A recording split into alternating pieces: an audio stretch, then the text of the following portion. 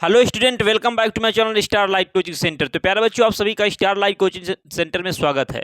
तो प्यारे बच्चों, आई होप, मैं आशा करता हूँ आप बहुत अच्छे से पढ़ाई कर रहे होंगे। जो हम क्लास प्रोवाइड करें आप अच्छी तरह से कंप्लीट कर लिए होंगे। तो उसी की श्रृंखला में हम आगे क्लासेस देखेंगे और आप कोशिश करिए कि जो ये क्लास करने जा रहे हो इसके पहले जो क्लासेस उनको कर लीजिए, ठीक है।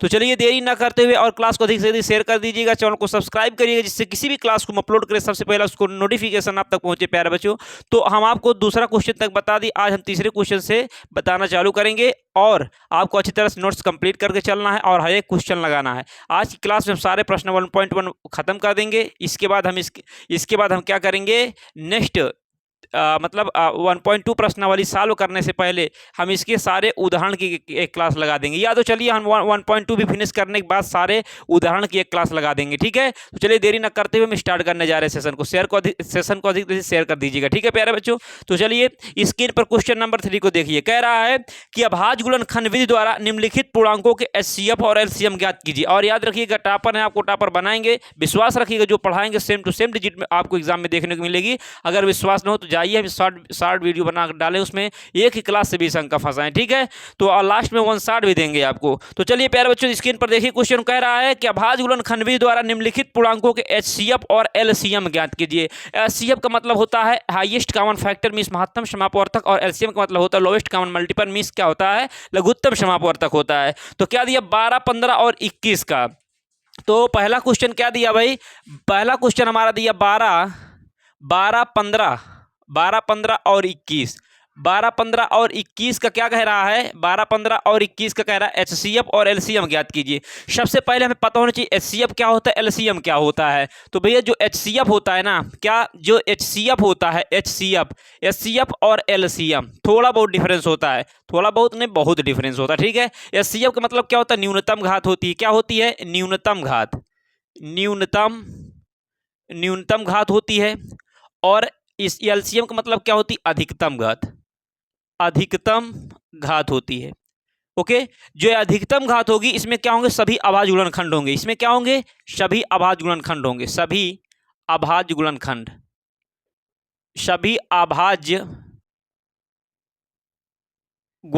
होंगे। और इसमें भैया क्या होगा, इसमें सभी उभयनिष्ठ गुणनखंड, सभी उभयनिष्ठ गुणनखंड, उभयनिष्ठ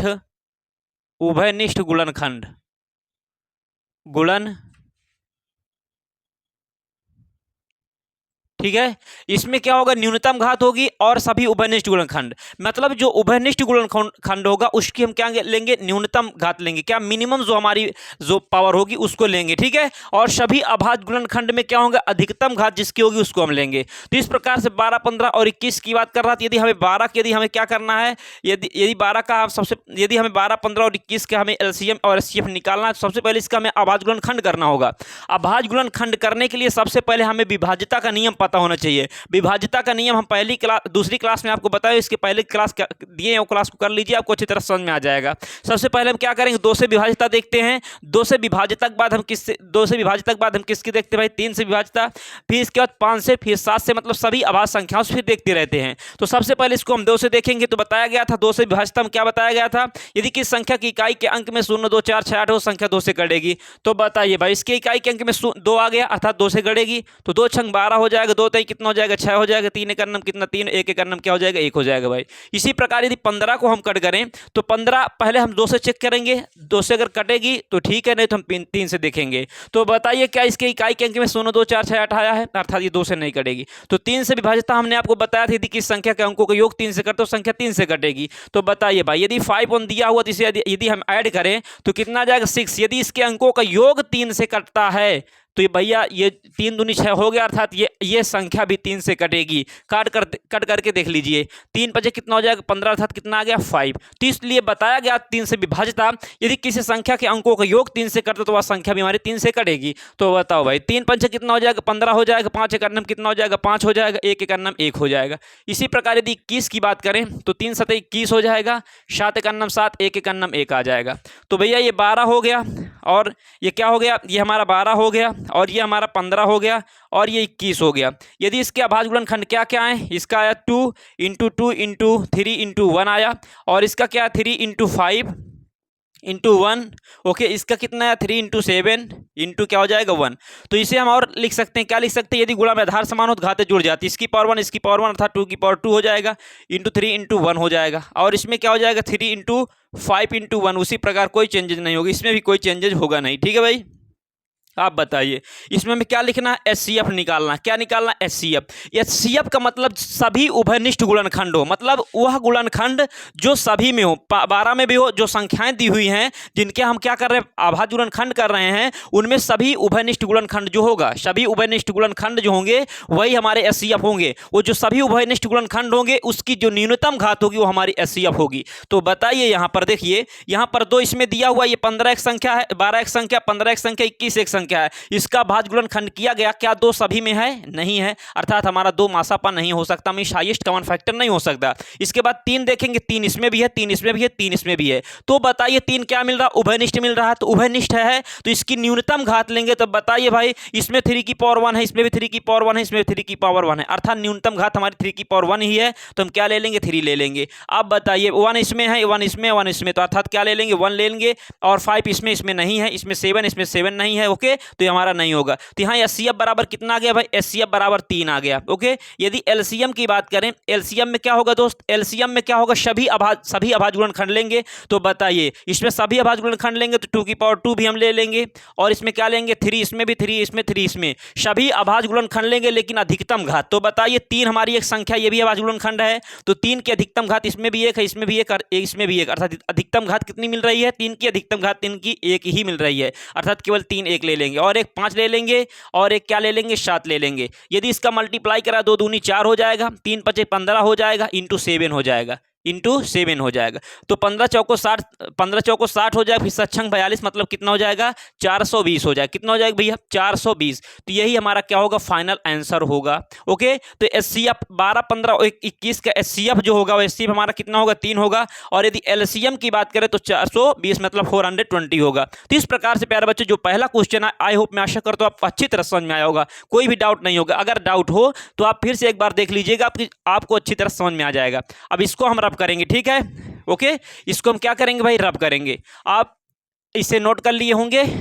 तो चलिए इसका हम सेकंड क्वेश्चन देखते हैं। क्या देखेंगे, सेकंड क्वेश्चन। सेकंड क्वेश्चन इसका क्या है, स्क्रीन पर देखिए सेकंड क्वेश्चन को। क्या दिया भाई, सेकंड क्वेश्चन दिया है 17 23 और 29 दिया। क्या दिया है, 17 23 29, 17 23 और 29, 17 23 और क्या दिया 29, मतलब सभी अभाज्य संख्याएं दी हुई है। ओके, तो इसका हमें क्या करना, अभाज्य गुणनखंड करना है। तो उसी प्रकार करेंगे, सबसे पहले 17 का अभाज्य गुणनखंड करेंगे। तो भैया 2 से नहीं करेगा, क्योंकि 2 से विभाज्य, 3 से विभाज्य, 5 से विभाज्य मैं आपको ऑलरेडी पहले से बता चुकी हूँ। ठीक है, तो चलिए इसे 17 अभाज्य संख्या, तो 17 17 से कटेगी। अभाज्य संख्या क्या होती है, हमने बताया, डिस्कस किया सेकंड क्लास में, कि जो संख्या एक और स्वयं के अतिरिक्त किसी भी संख्या से न कटे, हमारी क्या होती है, अभाज्य संख्या होती है। तो बताइए भाई 17 17 कट करेंगे 1 आ जाएगा, 1 से 1 कट करेंगे तो 1 आ जाएगा। ओके, तो इस प्रकार से हमारा ये 17 के फैक्टर हो गए, मतलब अभाज्य गुणनखंड हो गए। इसके बाद 23 की यदि करें तो 23 से करना कितना हो जाएगा, 23 हो जाएगा, 1 के करना 1 हो जाएगा। इसी प्रकार यदि 29 का करें भैया तो 29 से करना 29 हो जाएगा, 1 के करना 1 हो जाएगा। तो यहाँ से कितना आया, 17 की यदि बात करें, और यदि हम 23 की बात करें, और यदि हम 29 की बात करें तो कितना आएगा। 17 को हम लिख सकते हैं 17 इंटू 1 लिख सकते हैं, 23 को क्या लिख सकते हैं, 23 इंटू 1 लिख सकते हैं, और 29 इंटू 1 लिख सकते हैं। ओके, अब बात आती एचसीएफ की। तो एचसीएफ क्या होता है, एचसीएफ में बताए थे जो उभयनिष्ठ गुणनखंड होगा, और जो उभयनिष्ठ गुणनखंड होगा उसकी न्यूनतम घात लेंगे, मिनिमम पावर लेंगे। तो बताइए भाई यहाँ पे जो हाईएस्ट कॉमन फैक्टर जो दिया हुआ है, इसकी न्यूनतम घात की बात करें तो न्यूनतम घात क्या होगी भाई, इसमें न्यूनतम घात देखेंगे। बताइए पहले बात तो उभयनिष्ठ गुणनखंड होना चाहिए सभी संख्याओं में। बताइए संख्या 17 23 और 29 में क्या 17 सभी में है, नहीं है। 23 सभी में है, नहीं। 29 सभी में नहीं है। 1 सभी में है, अर्थात 1 की अधिकतम न्यूनतम घात कितनी होगी, 1 ही होगी। तो हमारा एचसीएफ कितना हो जाएगा, 1 हो जाएगा। अब बात करेंगे एचसीएफ के बाद किसकी बात करेंगे, एलसीएम की बात करेंगे। तो एलसीएम में हमने आपको क्या बताया, एलसीएम में सभी अभाज्य गुणनखंड लेंगे, लेकिन उसमें अधिकतम घात लेंगे, मैक्सिमम पावर लेंगे। ओके, तो बताइए भाई एलसीएम में 17 ये हमारा दिया हुआ है, 17 दिया, 23 दिया, 29, तो ये 17 ले लेंगे, और 23 सभी अभाज्य गुणनखंड लेंगे, 29 ले लेंगे, और 1 भी लेंगे। 1 की अधिकतम घात कितनी है, 1 है, इसलिए 1 केवल ले लेंगे। ओके, तो चलिए इनका आपस में मल्टीप्लाई कराइए। अब बताइए 17 3 51, 17 में 23 का मल्टीप्लाई करेंगे, 17 3 51 की कितना हो जाएगा भैया, 1 हो जाएगा। कैरी कितना आ जाएगा, 5 आ जाएगा।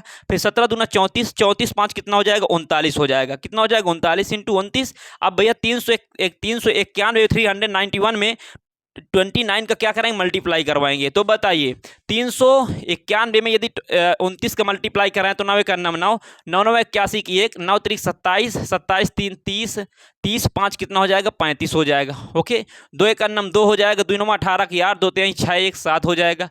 9 आ गया भैया, 2 1 3 आ गया, 5 8 5 13 3 आ गया, 7 3 10 11। तो 11 3 3 9 मतलब 11,339 कितना आ गया भैया, ये आया जो एलसीएम हमारा आया, ये 11,300 कितना आ गया, 339। 11,339 ये हमारा क्या होगा, एलसीएम होगा। तो इस प्रकार से यदि हम बात करें 17 23 और 29 में, तो एचसीएफ जो हमारा कितना होगा, एचसीएफ हमारा 1 होगा। और यदि हम एलसीएम की बात करें तो एलसीएम हमारा कितना होगा भैया, 11,339 होगा। तो आई होप, मैं आशा करता हूँ प्यारे बच्चों आपको ये क्वेश्चन अच्छी तरह समझ में आया होगा। अब हम क्या करेंगे, इसी के आगे हम तीसरा क्वेश्चन लेकर के सॉल्व करेंगे। ठीक है, तो देखिए तीसरा क्वेश्चन हमारा क्या है। तीसरा क्वेश्चन क्या दिया भाई, तीसरा क्वेश्चन दिया हुआ है, कह रहा 8 9 और 25। ओके, 8 9 और 25 स्क्रीन पर देखिए। 8 9 और 25 का कह रहा है कि एचसीएफ में हाईएस्ट कॉमन फैक्टर और लोएस्ट कॉमन मल्टीपल में एलसीएम ज्ञात कीजिए। किसका किसका, 8 9 और 25 का। ठीक है, 8 9 और 25, 8 9 और 25 की बात कर रहे हैं। यदि 8 के हम फैक्टर की बात करें तो 2 चौके 8 हो जाएगा, 2 दूनी 4 हो जाएगा, 2 एक अन्नम कितना हो जाएगा, 1 हो जाएगा, 1 एक अन्नम 1 हो जाएगा। 9 की बात करेंगे तो 3 तरीक का 9 हो जाएगा, 3 एक अन्नम 3, 1 एक अन्नम 1 हो जाएगा। ओके, यदि हम 25 की बात करें तो क्या हो जाएगा, 5 5 25 हो जाएगा, 5 एक अन्नम 5 हो जाएगा, और 1 एक अन्नम क्या हो जाएगा, 1 हो जाएगा। तो इस प्रकार से यदि हम 8 9 और 25 के 8 9 और 25 के अभाज्य गुणनखंड की बात की तो हमारा इस प्रकार से हो गया। हमें क्या करना है, इसका अभाज्य गुणनखंड ज्ञात कर लिए। अब इसके द्वारा हमें एचसीएफ और एलसीएम निकालना होगा। ठीक है, तो एचसीएफ की यदि बात करें, एचसीएफ की यदि हम बात करें तो कैसे होगा एचसीएफ निकालने के लिए सबसे पहले 8 लिखेंगे, 9 लिखेंगे, 25 लिखेंगे। ओके, इनके सबसे पहले हम क्या लिखेंगे, अभाज्य गुणनखंड लिखेंगे। तो बताइए 8 का क्या है, 2 इंटू 2 इंटू 2 इंटू 1 आ गया। 9 का कितना है, 3 इंटू 3 इंटू 1 आ गया। 5 का 5 इंटू 5 इंटू 1 आ गया। तो इसे हम क्या लिख सकते हैं, और इसे हम लिख सकते हैं 2 की पावर 3 इंटू 1, इसे लिख सकते हैं 3 की पावर 2 इंटू 1, इसे 5 की पावर 2 इंटू 1। चूंकि गुणा में आधार समान होने पर घातें क्या होती, जुड़ती हैं। ओके, आधार 1 ले लेते हैं और पावर जितनी उसकी पावर 1 होती है उसे ऐड करके उसके ऊपर लिख देते हैं। ठीक है, तो अब बताइए भाई इसके एचसीएफ की यदि हम बात करते हैं, एचसीएफ कितना आ गया। एचसीएफ का मतलब होता है जो गुणनखंड उभयनिष्ठ हो, जो गुणनखंड उभयनिष्ठ होगा उसकी हम क्या लेंगे, मिनिमम पावर मींस न्यूनतम घात लेंगे। तो बताइए भाई एचसीएफ यहां पर देखिए 2 सभी में है, नहीं है, 3 सभी में है, नहीं है, 5 सभी में है, नहीं है, अर्थात 2 3 5 हमारा एचसीएफ हो ही नहीं सकता। 1 सभी में है और 1 की मिनिमम घात कितनी है, न्यूनतम घात कितनी, 1 है, अर्थात हमारा जो एचसीएफ होगा भैया वो 1 होगा। यदि हम एलसीएम की बात करें तो एलसीएम में सभी अभाज्य गुणनखंड लेंगे। तो बताओ 2 लेंगे तो 2 की अधिकतम घात कितनी है, 3 है, तो 2 की अधिकतम घात 3 ले लेंगे। 3 की अधिकतम घात 2 है, 5 की अधिकतम घात 2 है, और 1 की अधिकतम घात 1 है। 1 लिखो पावर में चाहे ना लिखो। तो ये 2 दूनी 4 दूनी 8 हो जाएगा। ओके, ये 3 तरीक का 9 हो जाएगा, 5 5 25 हो जाएगा। अब यदि हम गुणा करें 25 8 कितना हो जाएगा, 200 हो जाएगा। कितना हो जाएगा, 200 गुणते 9, 9 दून कितना हो जाएगा, 18, कितना हो जाएगा, 1800। तो एलसीएम बराबर एलसीएम बराबर कितना आ गया भैया, 1800 आ गया। कितना आया, 1800। तो इस प्रकार से प्यारे बच्चों आई होप, मैं आशा करता हूं आपको ये तीनों क्वेश्चन, जो क्वेश्चन नंबर 3 था इसके अंदर के 3 खंड दिए हुए थे, आपको अच्छी तरह समझ में आया होगा। यदि कहीं भी डाउट हो ना तो आप दोबारा वीडियो को देख लीजिएगा। निश्चित है हम आपकी ऐसी कोई चीज़ छोड़ते नहीं हैं जिससे आपको डाउट हो, आपको 100% समझ में आ गया होगा। तो चलिए इसी की श्रृंखला में क्वेश्चन नंबर 3 को देखेंगे। स्क्रीन पर देखिए क्वेश्चन नंबर 3 को, तो इसे देखिए रब करेंगे भाई। इसके बाद हम बात करेंगे क्वेश्चन नंबर 3 की।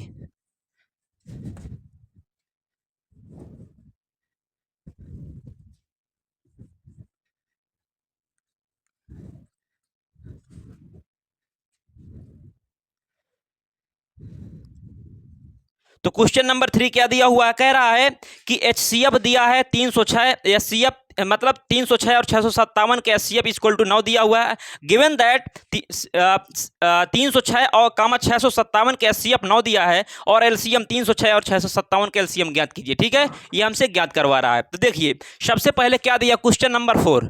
क्वेश्चन नंबर 4 में क्या कह रहा है भाई, कह रहा है एचसीएफ हाईएस्ट कॉमन फैक्टर 306, 657। क्या दिया भाई, 657 का जो हमारा 657 का जो हमारा एचसीएफ दिया 9 दिया है। तो कह रहा एलसीएम 306, 657 का क्या करना है, फाइंड आउट करना मीन्स ज्ञात करना। ओके, यही दिया हुआ है। तो चलिए भाई, कह रहा है कि एचसीएफ 306 और 657 का 9 दिया है, तो एलसीएम 306 और 657 का फाइंड आउट कीजिए मीन्स ज्ञात कीजिए। ओके, तो कहने का तात्पर्य वो कैसे निकलेगा, चूंकि हम पढ़े हैं, बचपन में हमारी मैम पढ़ाई हैं या ना पढ़ाई होंगी तो हम आज आपको पढ़ा देते हैं और आपको कभी नहीं भूलेगा। ठीक है, तो क्या होता है कि यदि दो संख्याओं का एचसीएफ दिया हुआ हो, दो संख्याओं का एचसीएफ दिया हुआ हो, अगर उससे हमसे एलसीएम पूछे तो उसके लिए हमारे पास एक फार्मूला होता है, एक सूत्र होता है। क्या होता है प्यारे बच्चों, एक सूत्र होता है, दो संख्याओं का गुणनफल बराबर, चूंकि दो संख्याओं का, चलिए इसे रेड से लिखते हैं, फार्मूला है। ठीक है,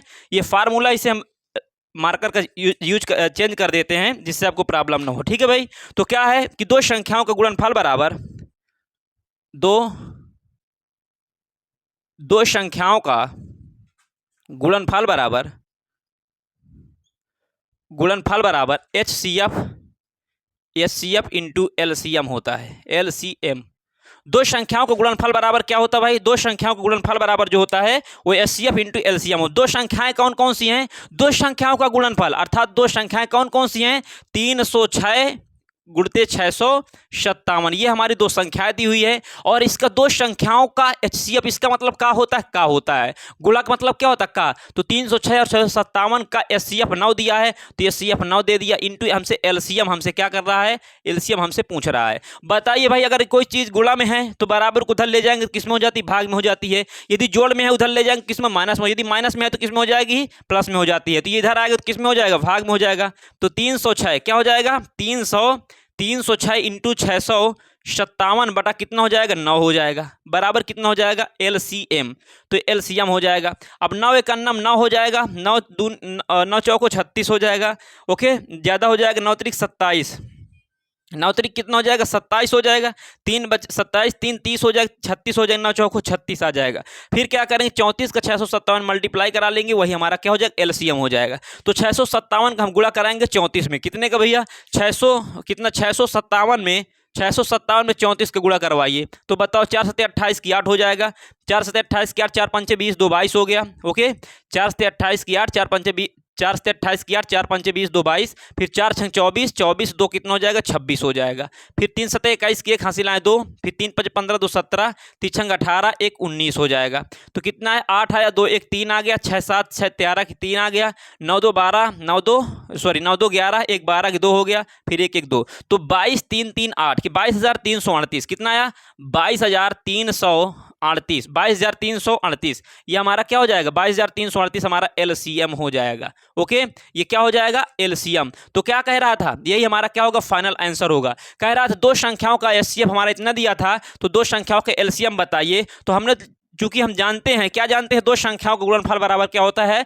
एचसीएफ इंटू एलसीएम होता है। ये फार्मूले के थ्रू हमने क्या किया, लगाया, और एलसीएम जो हमारा आ गया भाई 22,338 आ गया। तो ये अच्छी तरह से आपको प्यारे बच्चों क्वेश्चन समझ में आया होगा। अब हम क्या करेंगे, नेक्स्ट क्वेश्चन देखेंगे और इसे हम क्या करेंगे, रफ करेंगे। ठीक है, तो चलिए अब हम क्या करेंगे, इस क्वेश्चन नंबर 5 को देखेंगे। क्वेश्चन नंबर 5 को स्क्रीन पर देखिए भाई, क्वेश्चन नंबर 5 को स्क्रीन पर देखिए। क्या कह रहा है, कह रहा है क्वेश्चन नंबर 5 कह रहा है, जांच कीजिए कि क्या किसी प्राकृत संख्या n के लिए संख्या 6 की पावर n अंक 0 पर समाप्त हो सकती है। मतलब ये कहना चाह रहा है कि ये जांच करके ये पता लगाइए कि यदि n क्या हमारी कोई प्राकृतिक संख्या है, यदि 6 की पावर n मतलब 6 की पावर कोई भी प्राकृतिक संख्या रखते हैं, क्या वो कभी 0 पर समाप्त हो सकती है या नहीं हो सकती, इसके भी हम जांच करके हमें बताइए। तो याद रखिएगा, यदि किसी संख्या के अभाज्य गुणनखंड में संख्या 2 और 5 उपस्थित है तो वह 0 पर समाप्त होगी, अदरवाइज कभी भी 0 पर समाप्त नहीं हो सकती है। तो हम इसे दो तरह से आपको बता रहे हैं, आपको कोई भी कंफ्यूजन नहीं होगा। ठीक है, तो चलिए, तो क्या कह रहा है, तो सॉल्यूशन में देखेंगे भाई, सॉल्यूशन में क्या है, यदि 6 की पावर n की बात करें, 6 की पावर n, तो 6 की पावर n में मतलब n मतलब प्राकृतिक संख्या, नेचुरल नंबर दिया है। नेचुरल नंबर क्या होती है, 1 2 3 4 5 6 7 8 डैश इनफाइनाइट तक हमारी सब क्या होती है, नेचुरल नंबर होती है। तो यहाँ पर 6 की पावर 1 हो गया, 6 की पावर 2 हो गया, 6 की पावर 3, 6 की पावर 4, ये सभी हमारी क्या होती हैं, ये हम सभी हमारी नेचुरल नंबर होती, पावर जो नेचुरल नंबर। यदि 6 की पावर 1 को हल करेंगे तो 6 आएगा, 6 की पावर 2 को 6 छंग 36, 36 छक्के 216 हो जाएगा। यदि 6 की पावर 3 को सॉल्व करेंगे तो 216 आ जाएगा। 6 की पावर 4 को सॉल्व करेंगे तो 6 छंग 36 की 6, 6 का 9, 6 3 9, फिर 6 दूनी 12, 1296। इसी प्रकार ये क्या होगा, डैश डैश डैश डैश होगा। ठीक है, तो बताइए कभी जीरो पर समाप्त हुई है, नहीं हुई है ना। इसे अथवा में क्या लिखेंगे और अच्छी तरह सॉल्व करके क्या लिखेंगे, लिखेंगे यदि, क्या लिखेंगे भाई, यदि, यदि किस लिखेंगे, यदि किसी संख्या के, यदि किसी संख्या के अभाज्य गुणनखंड में, यदि किसी संख्या के अभाज्य गुणनखंड में, अभाज्य गुणनखंड में संख्या 2 व 5 अनिवार्य रूप से उपस्थित हो, अनिवार्य रूप से क्या हो भैया, उपस्थित हो, तो वह जीरो पर समाप्त होती है। तो वह जीरो पर समाप्त होती है। जीरो पर क्या होती, समाप्त होती है। वह जीरो पर क्या होती, समाप्त होती है। अगर उसके किसी संख्या का अभाज्य गुणनखंड में 2 और 5 है नहीं, अगर 2 और 5 नहीं है तो वह कभी भी जीरो पर समाप्त नहीं हो सकती है। ओके, तो इस प्रकार से ये क्या हुआ, तो अब बताइए भाई, आप बताइए 6 की पावर n की बात करें, 6 की पावर n में इसे हम 2 की पावर 3, यदि 6 का अभाज्य गुणनखंड करें तो 6 का अभाज्य गुणनखंड क्या होगा, तो 6 का अभाज्य गुणनखंड जो होगा 2 × 3 होगा। इसकी पावर यदि हम n लगा दें तो बताइए इसमें क्या हुआ, इसमें यह हुआ कि इसमें 2 तो दिया है, 6 की पावर n के 6, यदि 6 के अभाज्य गुणनखंड की बात करें, इसके अभाज्य गुणनखंड में 2 दिया है लेकिन 5 नहीं दिया है। अगर 5 दिया होता तो यह जीरो पर समाप्त होती, अर्थात ये जीरो पर कभी समाप्त नहीं होगी। तो लिखेंगे क्या, लिखेंगे चूंकि 6 की पावर n के, चलिए भाई इसे हम यहां पर कर देते, ठीक है, इसे थोड़ा रफ करेंगे, ठीक है, इसे हम रफ करेंगे, इसे आप नोट कर लिए होंगे। तो देखिए आगे क्या होगा भाई, आगे जो होगा उसे देखिएगा, इसे हम क्या लिखेंगे, चूंकि 6 की पावर n के अभाज्य गुणनखंड में, अभाज्य गुणनखंड में 6 की पावर n के अभाज्य गुणनखंड में संख्या 5, संख्या जो है 5, संख्या 5 अनिवार्य रूप से उपस्थित नहीं है, अनिवार्य रूप से उपस्थित नहीं है, अनिवार्य रूप से उपस्थित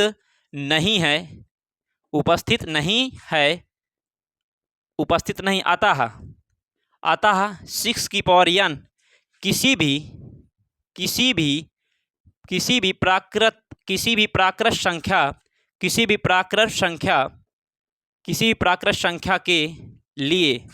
भी प्राकृत संख्या के लिए जीरो पर समाप्त नहीं हो सकती है, जीरो पर समाप्त नहीं हो सकती है, जीरो पर समाप्त नहीं हो सकती है। आप बताइए कब जीरो पर समाप्त नहीं हो सकती, तो यही हमारा क्या होगा भाई, फाइनल आंसर होगा। ओके, तो आई होप मैं आशा करता हूं प्यारे बच्चों आपको ये क्वेश्चन अच्छी तरह समझ में आया होगा। यदि आपको कहीं भी डाउट है तो आप दोबारा देख लीजिएगा। ओके, तो आप चलेंगे क्वेश्चन नंबर 5 के बाद क्वेश्चन नंबर 6 की ओर, और ये अच्छी तरह से आपको समझ में आ गया है। अब इसके लिए आपको प्रैक्टिस करना पड़ेगा और अच्छी तरह से आपको कंप्लीट हो जाएगा, ठीक है, और ये एग्जाम में आता है, ठीक है। हम एनसीईआरटी से पढ़ा रहे हैं, जो पढ़ाएंगे सेम टू सेम आपके एग्जाम में डिजिट टू डिजिट फंसेगा, ठीक है। यदि विश्वास ना हो तो जाइए यूट्यूब के शॉर्ट्स वीडियो में देखिए, उस पर हमने एक ही क्लास से 20 मार्क्स का फंसाया है, ठीक है। तो चलिए प्यारे बच्चों, इसी की श्रृंखला में क्वेश्चन नंबर 6 को देखेंगे। स्क्रीन पर देखिए क्वेश्चन नंबर 6 को। ओके, इसे अब रफ करेंगे, इसे भाई रेस करेंगे, मेटेंगे, ओके, डिलीट करेंगे, डिलीट हो गया भाई, ठीक है। तो चलिए क्वेश्चन नंबर 6 की ओर देखिए। क्वेश्चन नंबर 6 क्या कह रहा है, क्वेश्चन नंबर 6 का व्याख्या कीजिए कि 7 × 11 × 13 + 13 और 7 × 6 × 5 × 4 × 3 × 2 × 1 + 5 भाज्य संख्याएं क्यों हैं। सबसे पहले हमें भाज्य संख्याएं क्यों हैं, तो पहले हमें सबसे पहले पता होना चाहिए भाज्य संख्याएं क्या होती हैं। तो सम संख्या हमने आपको बताया, संख्याएं प्राकृतिक संख्या, पूर्ण संख्या, पूर्णांक संख्या, सम संख्या, विषम संख्या, भाज्य संख्या, परिमेय संख्या और अपरिमेय संख्या, वास्तविक संख्या, हमने इसके पहले की क्लास में पूरी तरह से डिटेल आपको बताए हैं, ठीक है। अब यहाँ पर हम जरूरत पड़ेगी तो आपको फिर से बता देते हैं भाज्य संख्या क्या होती हैं। हमने 2 इसकी डिफिनीशन बताया था। पहले डिफिनीशन क्या बताए, यदि कोई संख्या 1, 2 के अलावा किसी और संख्या से कटे तो वह हमारी क्या होती भैया, भाज्य संख्या होती है। ओके, जो संख्या एक स्वयं के अतिरिक्त किसी और संख्या से कटे, वो हमारी क्या होती है? भाज्य संख्या होती है। लेकिन यहां पर इस सवाल के लिए ये भाज्य संख्या, यहां पर ये जो डिफिनीशन है, यहां पर इसके लिए ये डिफाइन नहीं करेगा, ठीक है, मतलब इसे अच्छी तरह से क्लियर नहीं करेगा। तो इसके लिए हमें क्या करना पड़ेगा? इसके लिए हम आपको दूसरी डिफिनीशन बताएंगे। दूसरी डिफिनीशन क्या होती है भाज्य संख्याएं? भैया वे संख्याएं जिनके दो या दो से अधिक गुणनफल, ऐसी संख्याएं जिनके दो या दो से अधिक गुणनखंड हो, वो हमारी क्या होती है? वो हमारी क्या होती है? भाज्य संख्या होती है। ऐसी संख्याएं जिनके दो या दो से अधिक संख्या, ऐसी संख्या जिनको दो या दो से अधिक संख्याओं गुणनफल के रूप में लिखा जा सकता है, उन्हें क्या कहते हैं? भाज्य संख्या कहते हैं। तो देख लीजिएगा, आपको हम क्या बता देते हैं, भाज्य संख्या की डिफिनीशन आपको हम एक बार बता देते हैं, ठीक है। भाज्य संख्याएं क्या होती हैं? तो देखिए भाई, भाज्य संख्याएं, भाज्य संख्याएं, भाज्य संख्याएं क्या होती हैं समझ लीजिए। भाज्य संख्याएं जो होती हैं, वे संख्याएं या ऐसी संख्या जिनके दो, वे संख्या जिनको, वे संख्याएं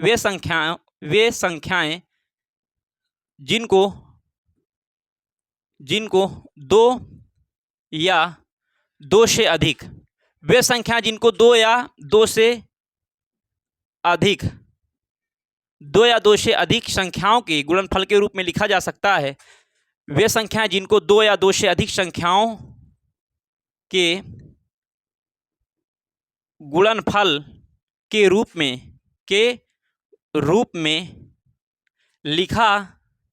में लिखा जा सकता है, उन्हें भाज्य संख्याएं कहते हैं। उन्हें क्या कहते हैं भाई? भाज्य संख्याएं कहते हैं। उन्हें क्या कहते हैं? उन्हें भाज्य संख्याएं कहते हैं। ओके, तो बताइए, अगर कोई संख्या है, अगर उसको दो या दो से अधिक संख्या गुणनफल के रूप में लिखा जा सकता है, तो वह क्या कहलाएगी भैया? भाज्य संख्या कहलाएगी। चलिए अब क्वेश्चन को हम देखेंगे। क्वेश्चन क्या कह रहा था? देखिएगा, क्वेश्चन कह रहा था 7 गुणे 13, इसे हम ए नंबर डाल के सॉल्व करेंगे। क्या दिया है? 7 गुणे 13, ए नंबर डाल के, ठीक है। इसे हम डालेंगे ए नंबर, इसे हम क्या डालेंगे भैया? ए नंबर। ए नंबर में हमारा क्या दिया है? ए नंबर में दिया हमारा 7 गुणे 11 गुणे 13 प्लस का 13। ओके, ये हमारा एक होगा। इसके बाद हमारा एक और होगा, वो हमारा क्या होगा? इसे हम ये हमारा ए हो जाएगा। यहाँ पर हम क्या करेंगे? उसे हम बी डाल के, बी में क्या दिया हुआ है? 7 गुणे 6 गुणे 5 गुणे 4 गुणे 3 गुणे 2 गुणे 1 प्लस क्या हो जाएगा? प्लस का 5 हो जाएगा। और हम इसे रब करेंगे, ठीक है। इसे हम क्या करेंगे? रब करेंगे। अब देखिएगा भाई, इसे हम क्या करेंगे? इसको रब करेंगे तो भाज्य संख्या क्या होती है? वे संख्या जिनको दो या दो से अधिक संख्या गुणनफल के रूप में लिखा जा सकता है, उन्हें भाज्य संख्या कहते हैं। तो चलिए पहले इसे सॉल्व कर देते, फिर उसे रब कर देंगे। तो देखिए, इसे हमें क्या करना है, इसे कैसे सॉल्व करेंगे? तो इसमें देखिए, ये प्लस में है ना, और ये सभी गुणा में है, तो इसमें क्या मिल रहा है? 13 कॉमन मिल रहा है। तो बताओ, इसमें यदि हम सॉल्यूशन में देखें तो इसमें से क्या कॉमन मिल रहा है भैया? इसमें से 13 कॉमन मिल रहा है। जब 13 कॉमन मिलेगा तो इससे 13 कॉमन लेने का मतलब होता है उस संख्या से सभी पदों में भाग कराना होता है। तो बताइए, अगर 13 से इनमें भाग कराएंगे, 13 कट जाएगा, तो क्या बचेगा? 7 गुणे 11, और इसमें 13 से भाग करवाएंगे तो 1 बचेगा। ओके, तो भैया ये 13 हो गया, और ये 11 7 77 हो जाएगा, प्लस का 1 हो गया। अब यदि बात करें तो ये कितना हो जाएगा? ये हमारा 77 एक 78, 13 गुणते कितना हो जाएगा? 78 लिखेंगे। चूंकि यदि इसका हम गुणा कराएं तो ये एक संख्या आएगी कि नहीं आएगी? लिखेंगे चूंकि इसे दो या दो से अधिक, इसे दो या दो से अधिक संख्याओं के गुणनफल के रूप में लिखा जा सकता है। संख्याओं के गुणनफल के रूप में लिखा जा सकता है,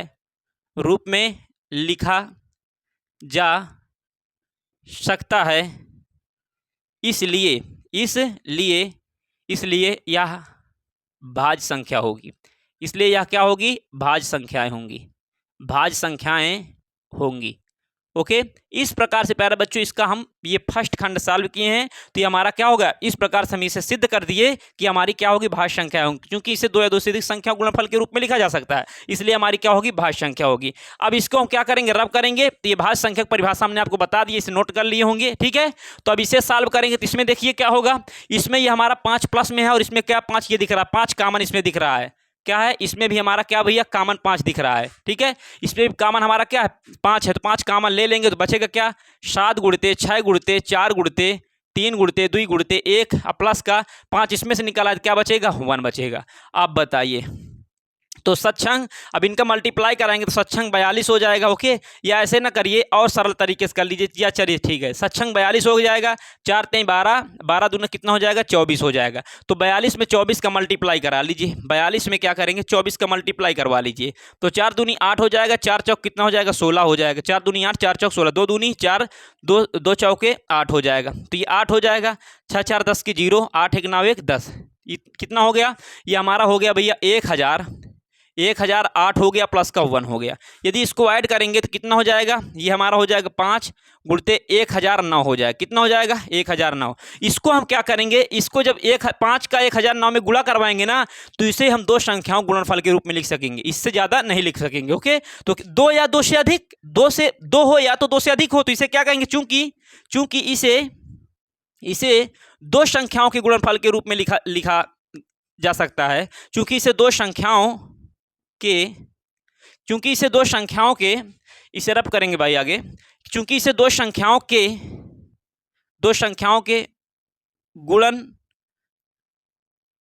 गुणनफल के रूप में लिखा जा सकता है, के रूप में लिखा जा सकता है, इसलिए यह भाज्य संख्या होगी, इसलिए यह क्या होगी, भाज्य संख्या होगी, ओके। इसलिए यह क्या होगी, भाज्य संख्या होगी।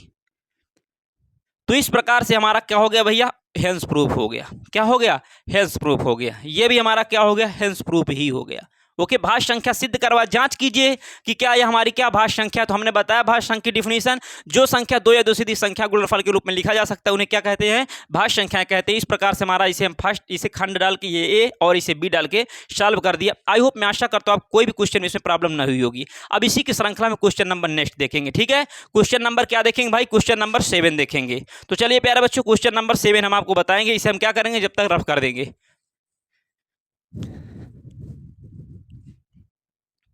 रब करने का मतलब इसे हम मेट देंगे, ठीक है, डिलीट कर देंगे भैया, रेस कर देंगे। तो चलिए, या अब डिलीट करने के बाद यार आप सोचता, अगर आप चाहोगे तो बहुत जल्दी डिलीट करने वाला सिस्टम हो जाएगा, ओके। बस क्लास को आपको शेयर करिएगा, ठीक है। चलिए क्वेश्चन नंबर 7 की स्क्रीन पर देखिए, क्वेश्चन नंबर 7 स्क्रीन पर देखिए भाई। क्वेश्चन नंबर 7 स्क्रीन पर क्या कह रहा है कि किसी खेल के मैदान के चारों ओर एक वृत्तापथ है। भैया कोई खेल का एक मैदान है, वो कैसा है, वृत्ताकार है, गोलाकार है, ठीक है।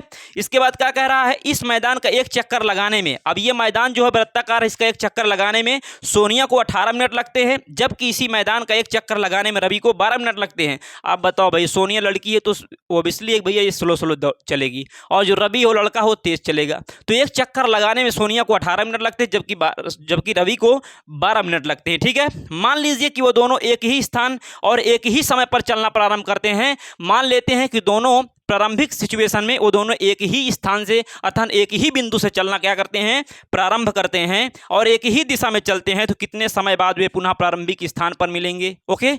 वे कितने समय बाद वे पुनः प्रारंभिक स्थान पर मिलेंगे। थोड़ा भैया पसीना पोंछ लेते, फिर इसके बाद बताते हैं आपको। रुमाल लाओ यार थोड़ा। तो देखिए भाई, इस प्रकार से क्या करें, क्वेश्चन नंबर 7 बताएंगे, थोड़ा 1 मिनट भैया।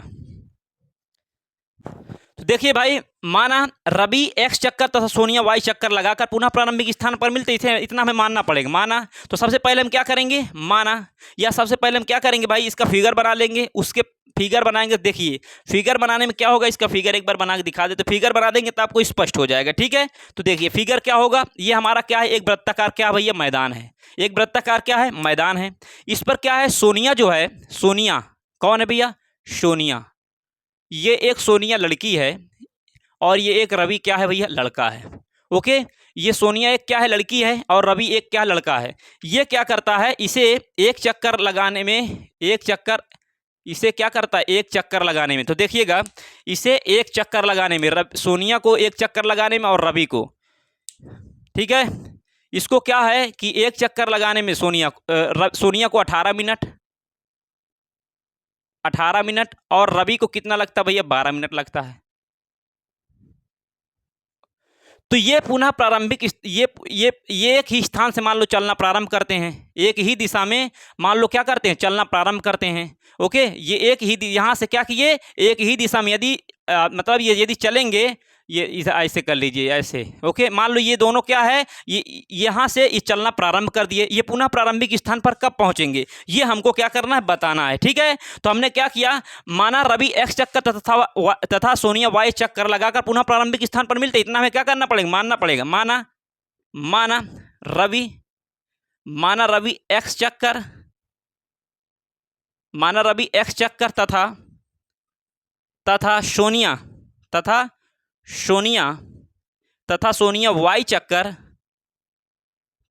वाई चक्कर लगाकर पुनः प्रारंभिक स्थान पर मिलते हैं, पुनः प्रारंभिक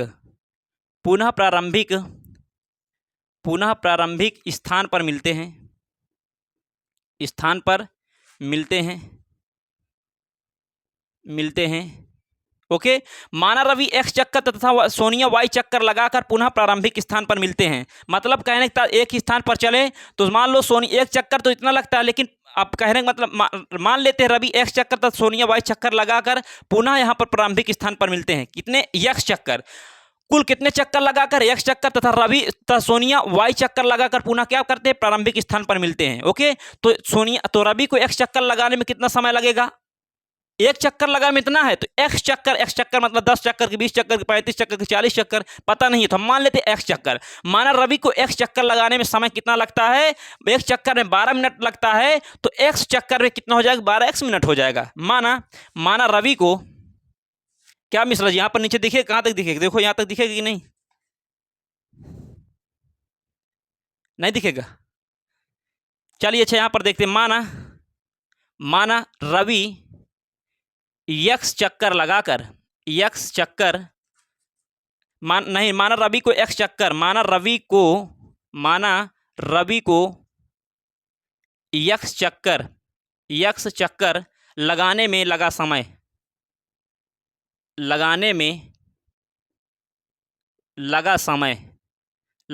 बराबर एक्स चक्कर, एक चक्कर लगाने में 12, तो एक्स चक्कर में 12 एक्स मिनट।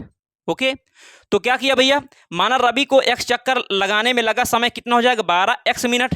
इसी प्रकार क्या हो जाएगा, इसी प्रकार क्या करेंगे, सोनिया को वाई चक्कर लगाने में लगा समय कितना हो जाएगा, 18 वाई मिनट हो जाएगा। माना सोनिया को वाई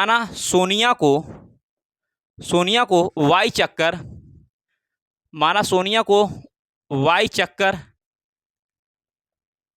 लगाने में लगा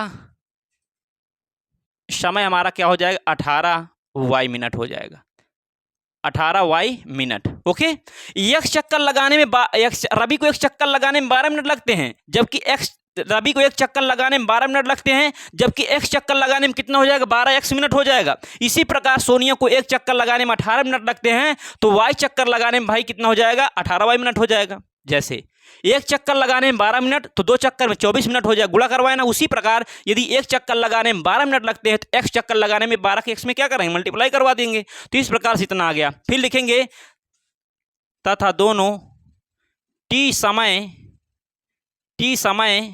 बाद, माना दोनों टी समय बाद एक ही स्थान पर मिलते हैं, एक ही स्थान पर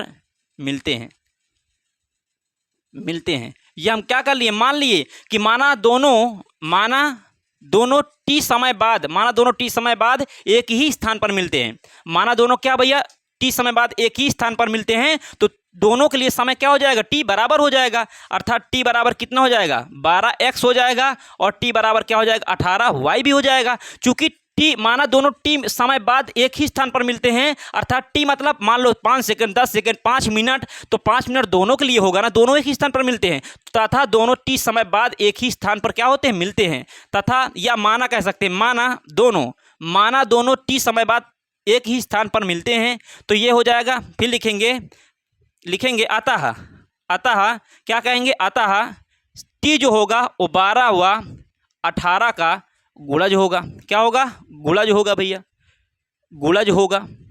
क्या होगा, टी जो होगा 12 व 18 का गुणज होगा, और जो क्या होता गुणज होता है वह उसका क्या होता है, एलसीएम होता है। क्या होता है, एलसीएम होता है। जैसे हम कह दें 6 जो है 2 और 3 का क्या है भैया, गुणज है, तो 6 जो 2 और 3 का क्या है, गुणज है, तो 2 और 3 का गुणज का मतलब ये है कि 2 और 3 का ये जो गुणज है यही इसका क्या होगा, एलसीएम होगा। बताओ 2 और 3 का एलसीएम कितना होगा, हमारा कितना होगा, 6 ही तो होगा। 2 और 3 का एलसीएम कितना होगा, 6 होगा। उसी प्रकार अतः टी कह सकते हैं, टी जो होगा 12 व 18 क्या अतः टी जो होगा 12 व 18, दरवाजा बंद कर दो, अतः टी जो होगा 12 व 18 का क्या होगा, गुणज होगा। तो क्या कह देंगे, टी जो है 12 व 18 क्या होगा, गुणज होगा। तो क्या हो जाएगा भैया, तो तथा गुणज होगा, तो टी जो होगा तब टी जो होगा 12 व 18 का, टी जो होगा 12 व 18 का एलसीएम होगा। क्या होगा, एलसीएम होगा। क्या होगा, एलसीएम होगा। तो बताओ 12 व 18 क्या होगा, एलसीएम। तो क्या करेंगे, 12 व 18 का हम क्या करेंगे, अभाज्य गुणनखंड करेंगे। अभाज्य गुणनखंड करेंगे तो बताओ 2 छंग 12, 2 तिहाई 6, 3 एकन्नम 3, 1 एकन्नम 1 आ गया। फिर 2 9 18 हो जाएगा, 3 त्रिक का 9 हो जाएगा, फिर 3 एकन्नम 3 हो जाएगा, 1 एकन्नम 1।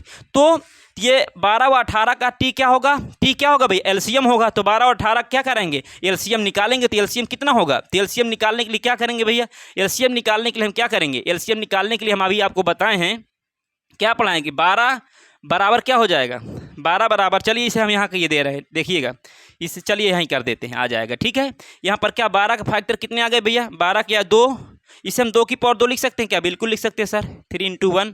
इसके बाद क्या हो जाएगा, 12 के बाद कितना 18 है, 18 को क्या लिख सकते हैं, 18 को लिख सकते हैं 2 गुणते 3 की पावर 2 × 1। तो यहाँ पर यदि एलसीएम की बात करें तो एलसीएम क्या होता है, जो गुणनखंड सभी में हो, अर्थात और उसकी अधिकतम घात 2 इसमें भी है 2 इसमें भी है, लेकिन अधिकतम घात 2 की अधिकतम घात 1 है, इसमें 2 की अधिकतम घात 2, तो 2 की अधिकतम घात 2 ले लेंगे। इसी प्रकार 3 इसमें भी है, 3 इसमें भी है, अधिकतम घात क्या 3 घात 2 ले लेंगे और 1 ले लेंगे। ओके, 1 की अधिकतम घात 1 ही है, तो 2 दूनी 4 हो जाएगा। ओके, और 3 त्रिक का 9, तो 9 चौके कितना हो जाएगा, 36 हो जाएगा। कितना हो जाएगा भैया, 36। अर्थात 12 व 18 का टी क्या होगा, टी मतलब 36 जो होगा वो 12 व 18 क्या होगा भैया, एलसीएम होगा। तो इस प्रकार से क्या जो टी क्या है, टी मतलब ये जो 36 है, ये क्या कह सकते, टी जो है 12 व 18 का एलसीएम होगा। तो टी क्या है, टी जो होगा ये 36 ही है, 36 क्या 12 व 18 क्या होगा, एलसीएम होगा। अतः क्या लिख सकते हैं, अतः 36 मिनट बाद, अतः 36 मिनट बाद वे पुनः दिख रहा है मिश्रा जी, वे पुनः प्रारंभिक स्थान पर, नहीं दिख रहा है तो चलिए भाई इसे हम क्या करेंगे, ऊपर लिख देंगे थोड़ा। ठीक है, अतः क्या कह सकते हैं, दिख नहीं रहा है तो इसे हम क्या करेंगे, इसे हम यहाँ पर लिख देते हैं। क्या लिखेंगे क्या, अतः दोनों 36 मिनट बाद, दोनों 36 मिनट बाद पुनः प्रारंभिक स्थान पर मिलेंगे। प्रारंभिक अतः दोनों 36 मिनट बाद प्रारंभिक स्थान पर मिलेंगे, स्थान पर मिलेंगे। ओके, मिलेंगे, यही हमारा क्या हो जाएगा भैया, कितने मिनट बाद मिलेंगे, कितने समय में पुनः प्रारंभिक स्थान पर मिलेंगे, 36 मिनट बाद भैया वो क्या होंगे, पुनः प्रारंभिक स्थान पर मिलेंगे।